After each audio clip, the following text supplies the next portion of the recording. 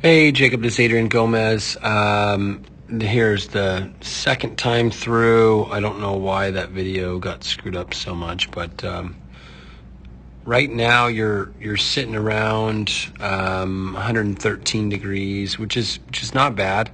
Um, you get into that back leg pretty well. Your back leg stays on. But you have some issues with power of the back leg. It's more of a quad squat than it is a butt squat. We want to put more of emphasis on your butt being back behind that heel. And then it's going to be less quad and put more effort into the glute. That's where you're going to make room for yourself. You can see right here where your hip has no room because it's too far up and it's more of a squat with a quad.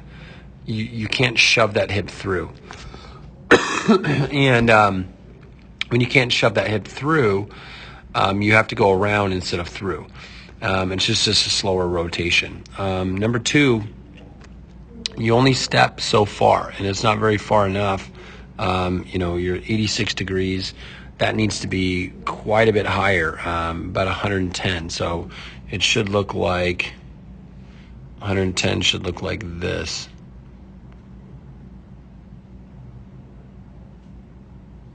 Somewhere, even as 105 is fine, but you're looking at, one or two, 1 foot at least minimum to be able to get that extension that you want. So, power to the back leg, you need to drive further. Front leg needs to extend a lot further. That's going to create power. There's internally rotated front knee as you plant, and you're kind of stuck there.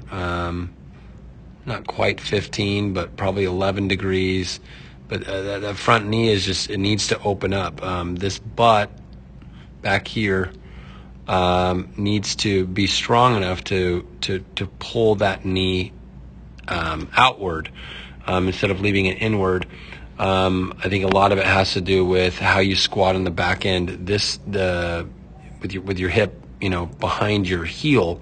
Right now it's not there, so you have to go around that front side. That's why you get that internally rotated front knee, and the hip rotates wide, and we're not getting as far. So that's your lower body in a nutshell. So power to the back leg, internally rotated front knee. Your front knee it does retract, and it gets pretty good. You rotate around it pretty good. So that's a good thing. Posture at ball release. Your posture is really tilted, and not necessarily a bad thing, but I want to lead with your pec, your on the pec on this side.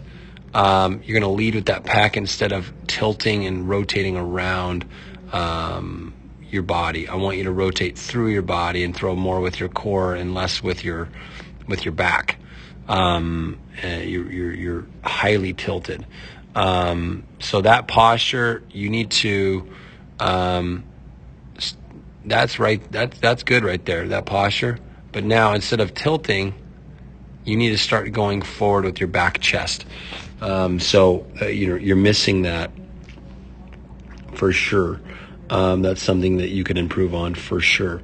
So lock in that posture and try to push with your pec, and don't fall so much this side. Try to go more forward towards your target with your chest.